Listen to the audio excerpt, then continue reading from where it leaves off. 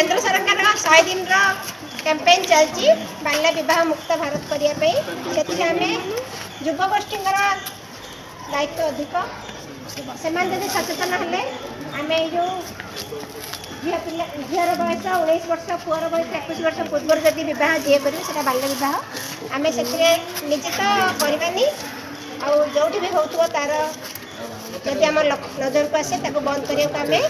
विभिन्न नंबर सहायता नहीं पार प्रथम निजर सार मान को जनवा अंगनवाड़ी दीदी को जनवा आशा दीदी अच्छा गाँव में सरपंच पीआरआई मेंबर माने भी अच्छा तथा पुलिस सहायता भी नहीं पार जो सहायता नंबर गुड़िक अच्छे से समस्ते मन रखा जो आम चाइल्ड हेल्पलाइन 1098 से आम जन पार 112 गोटे जरूरीकालीन नंबर से तार सहायता भी नहीं पार 181 शिशु और महिला हेल्पलाइन तार भी सहायता नहीं आम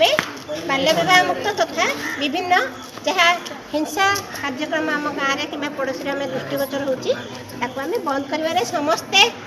मुष्टिमेय सेनापरी जब लगी निश्चय आम ये जो अभियान रही है अभियान